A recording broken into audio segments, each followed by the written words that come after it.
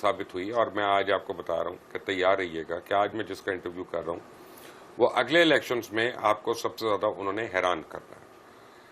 کچھ لوگ ان کو سمجھتے ہیں کہ وہ پاکستانی سیاست کا سب سے زیادہ روشن ابھرتا ہوا ستارہ ہے. کچھ لوگ سمجھتے ہیں کہ وہ مذہبی کارڈ استعمال کرنے والے تشدد پسند لوگ ہیں اور ان کو روکنا چاہیے. اور ہمارا معاشرہ ڈیوائیڈڈ ہے ان کے بارے میں, کوئی ایک رائے نہیں ہے یونیفارم. لیکن ایک بات صحیح ہے کہ جب علامہ خادم حسین رضوی صاحب کا انتقال ہوا تو اس وقت تحریک لبیک پاکستان جو تھی وہ توڑ پھوڑ کا شکار ہو گئی. لوگوں کا خیال تھا کہ اب یہ بٹ جائے گی اور بڑے فیکشنز بن جائیں گے. اور ان کے صاحبزادے جو تھے علامہ سعد رضوی صاحب سے, ان سے بڑے بڑوں کو امید نہیں تھی کہ وہ جماعت کے امور کو اس طرح سے سنبھال لیں گے, لیکن انہوں نے کیا. اس کے بعد ان کی نظر بندی ہو گئی, پھر ان کو جیل ہو گئی اور وہ آرڈیننس بھی لیپس کر گیا جس قانون کے تحت ان کو جیل کیا گیا, لیکن اس کے باوجود ان کو حبس بیجا میں رکھا گیا بہت لمبا عرصہ.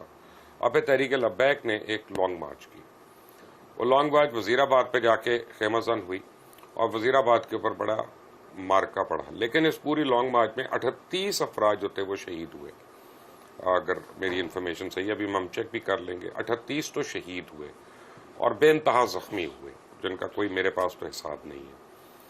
لیکن سارے جو تھے ان کا نعرہ بڑا سمپل تھا کہ امیر جماعت کو رہا کرو جن کو تم نے غیر قانونی طور پہ اندر رکھا ہے, اور ناموس رسالت کے لیے ہم کھڑے. اور ان کا کوئی مطالبہ ہی نہیں تھا. تحریک لبیک پاکستان کا آنے والے دنوں میں کیا مستقبل ہے, اور یہی پاکستان تحریک انصاف جس نے تحریک لبیک کے اوپر بے انتہا ظلم کیے, تشدد کیا, ان کے لوگ شہید ہوئے, کارکنان مارے گئے, اور ان کے اوپر بھارت سے دوستی کا الزام لگا, ان کے اوپر بھارت کے ایجنٹ ہونے کا الزام لگا, رو سے پیسے لینے کا الزام لگا. آج وہ دیکھ رہے ہیں کہ کیسے وہی رہنما تحریک انصاف کے در بدر بھاگ رہے ہیں اور پنجاب پولیس ان کے ساتھ کھیل کھیل رہی ہے. علامہ سعد رضوی صاحب, السلام علیکم. جی وعلیکم السلام. پہلے تو بڑا شکریہ کہ آج آپ نے مجھے ٹائم دیا. آپ کا شکریہ, آپ تشریف لائے. علامہ صاحب کیسے دیکھ رہے ہیں آپ ملکی حالات کو اس وقت, جو لانگ مارچ ہو رہی ہے, سب کچھ ہو رہا ہے؟ ملکی حالات تو شروع سے ایسے ہی ہیں.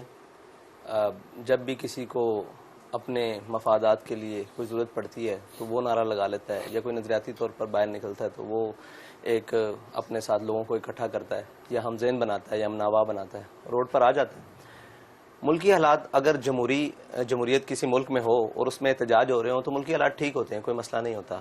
احتجاج کیونکہ جمہوریت کا حسن کہا جاتا ہے, اور لانگ مارچز بھی اسی کا حصہ ہیں, تو ملکی حالات تو بالکل ٹھیک ہیں. ہاں, جن لوگوں نے اپنے دور اقتدار میں ظلم کیا آج ان کو کچھ اس کا حصہ مل رہا ہے تو ان کو اس سے پریشان نہیں ہونا چاہیے بس. لیکن ابھی پرسوں میں حیران ہو گیا, ایک پولیس کانسٹیبل بیچارہ شہید ہوا اور اس کا تمسخر اڑایا جا رہا ہے اس کی شہادت کا. یہ کتنے دکھ کی بات ہے. اصل میں تو آرڈرز پہ عمل کر رہے ہیں. جی بالکل مبشر صاحب, بات یہ ہے کہ وہی لوگ جب ہمارے ساتھ کچھ ہو رہا تھا تو ادھر سے کچھ پولیس والے جان بحق ہوئے تصادم کے نتیجے میں, تو وہ پہلی صف میں کھڑے ہو کر, بلکہ ان کا دل کر رہا تھا کہ ہم امامت کروائیں جنازے کی, ایسے اظہار کر رہے تھے اور ان کے بچوں کے ساتھ. آج جب ان کے ساتھ یہ واقعہ پیش آیا تو وہ ان کی مذمت بھی نہیں کر رہے, اس قتل ناحق کی مذمت بھی نہیں کر رہے. تو یہ دورہ معیار ہے, کم از کم میانہ روی رکھنی چاہیے. اگر ہمارے ہاں تصادم میں کسی کی کوئی جان چلی گئی تھی تو وہ ایسے ہی تھا جیسے اب چلی گئی ہے. کوئی یہ صاف ظاہر ہے ایک موب ہوتا ہے, ایک طریقہ مطلب اشتعال اٹھتا ہے اور چیزیں ٹکرا جاتی ہیں. لیکن اس وقت تو یہ صورتحال تھی کہ جی وہ بیوہ ہو گئیں, ان کے بچے یتیم ہو گئے, تو آج بھی صورتحال وہی ہے. لیکن آج وہ کہہ رہے ہیں کہ یہ کیا ہوا, کوئی نہیں, وہ کوئی ڈاکو پھڑن گیا سی. تو مثلا ڈاکو نہیں پکڑنے گیا تھا, کم از کم وہ تحریک انصاف کے ذمہ دار یا ایکٹیوسٹ کو گرفتار کو کرنے گیا تھا. یہ تو آپ کو ماننا چاہیے. آگے سے جو کچھ ہوا, یہ ہم موازنہ نہیں کرتے کہ ہمارے گھروں میں بھی ایسے ہی آئے, لیکن کسی نے ایسی حرکت نہیں کی, نہ کسی کو ضرورت پیش آئی. اور میں یہ سمجھتا ہوں کہ یہ جو پولیس کا کسی بھی سیاسی آدمی کے یا کسی کے گھر کو بھی پھلانگنا یہ مناسب نہیں ہے. کیونکہ ایک تو یہ ہے کہ اس کے گھر کی چادر اور چار دیواری کا تقدس کی پامالی. دوسری ایک بڑی بنیادی وجوہات ہیں کہ پولیس میں بھی اچھے اور برے لوگ موجود ہوتے ہیں. ہمارے وہ لوگ جن کے گھروں کو پھلانگا گیا, آج بھی وہ لوگ موجود ہیں جو معاشی طور پر مستحکم نہیں ہو سکے دوبارہ, کیونکہ ان کے درازوں میں سے ان کی پیمنٹس پڑی ہوئی تھی, جنہوں نے لینا دینا جو بھی گھر میں رکھا ہوتا ہے ہر انسان نے, وہ سارا کچھ لے گئے. تو یہ اس لیے ہم اس کی حوصلہ افزائی نہیں کرتے, لیکن کم از کم ان لوگوں کے کہتے ہیں کہ وہ جو قتل ناحق ہوا ہے اس کی آپ مذمت تو کریں. اچھا جی، آپ الیکشنز کب دیکھ رہے ہیں؟ آپ تو اتنے بڑے بڑے جلسے کر رہے ہیں، کل بھی بھالپور کا میں جلسہ دیکھا، بڑا، یعنی اگر آپ کے اپوزیشن میں ہوں تو بڑا خوفناک جلسہ تھا، اتنا بڑا بھرپور جلسہ میں نے تو نہیں دیکھا وہاں پہ. تو آپ لوگ کب سوچ رہے ہیں الیکشنز ہونے کا؟ دیکھیں، ہم تو یہ سوچ کر بیٹھے ہیں کہ الیکشن جب بھی ہوں ہم تیار ہیں. اب باقی الیکشن تو اداروں کا کام ہے، ہم پریڈکشنز کریں کہ آج کل پرسوں، یہ تو اداروں کا کام ہے. کسی کو یہ معلوم نہیں تھا کہ رجیم چینج ہوگا اور یہ ایسے ہو جائے گا. تو الیکشن کی بھی کوئی میرے خیال سے ابھی تو مقررہ وقت اور مدت نہیں ہے، لیکن جیسے جیسے حالات بنیں گے الیکشن کے تو اس کے لیے تحریک لبیک خود کو تیار کر رہی ہے اور تیار کھڑی ہے میدان عمل میں. لیکن تحریک لبیک کے پاس ایک پرابلم ہے نا. آپ کے پاس پچھلے الیکشن میں نے دیکھا تھا کہ کسی مسجد کے آپ امام کو اٹھا کے، امام مسجد کو آپ نے ٹکٹ دے دیا پکڑ کے، لیکن وہ نہ پیسہ لگا سکتے ہیں، نہ برادریوں میں اثر رسوخ ہوتا ہے، تو ووٹ کیسے لیں گے؟ اچھا، آپ نے بات کی امام مسجد کو ٹکٹ دینے کی، بالکل امام مساجد کو بھی ٹکٹ دینی ہوگی، لیکن ہمارے قائد نے ہمارا ایک نظریہ بتایا تھا کہ ہم پیچھے رہ کر کام کریں گے اور ان لوگوں کو لے کر آئیں گے جو اس کے اہل ہوں. تو اہل لوگ آج بھی آگے ہیں، ہم ان کو ٹکٹ دینے کے لیے تیار ہیں. یعنی کل فواد چودھری کو مل جائے گا ٹکٹ آپ کے پاس؟ نظریاتی تو ہونا ضروری ہے نا جی. نہیں، وہ تو خیر کسی نظریات کا نہیں ہے، وہ آپ کے نظریہ کا کیسے ہونا. جی وہ تو مطلب، اور ہم ان لوگوں کو ٹکٹ دینے کے لیے تیار ہیں. لیکن یہ اگر بات آپ کریں کہ پیسہ ہونا ضروری ہے الیکشن کے لیے، تو اس پر تحریک لبیک یقین نہیں رکھتی.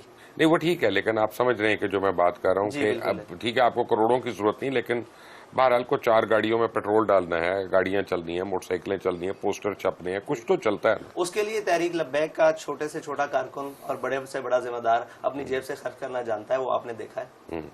اچھا، اب مجھے یہ بتائیں کہ آپ کو تحریک انصاف کا کیا فیوچر لگ رہا ہے؟ تحریک انصاف کا فیوچر ابھی تاریک ہے، بہت سارا تاریک ہے. اچھا، تاریخ کا مطلب بتائیں مجھے. تاریک اندھیرے کو کہتے ہیں. اچھا، انہوں نے جو رستہ چنا ہے وہ اندھیرے کا رستہ ہے. جمہوریت کی اگر وہ نام لیتے ہیں تو آپ نے ایک فرانس کو للکارا تو انہوں نے پورے امریکہ کو للکار دیا ہے، تو اب ان کا وہ مستقبل وقت تاریخ. گزر گیا ہے جب للکارنے کا وقت تھا. اچھا، ہاں، سیٹ پر بیٹھ کر للکارا جاتا ہے، اور اگر للکار دیا جائے اور بعد میں جا کے ایمبیسیوں میں وضاحتیں دی جائیں کہ ہم آپ کو نہیں کہہ رہے، یہ ہمارا سیاسی بہن ہے. اچھا، یہ دی انہوں نے وضاحتیں ہمارے تک تو یہی اطلاعات ہیں کہ انہوں نے امریکہ کی ایمبسی میں جا کے معافیا بھی مانگی؟ ایک دفعہ نہیں، 3-4 مرتبہ. ماشاءاللہ. اچھا آزاد، اب یہ بتائیں کہ آپ سے کل کتنے معاہدے ہوئے تھے حکومت کے؟ اس کریک ڈاؤن کے دوران یا شروع سے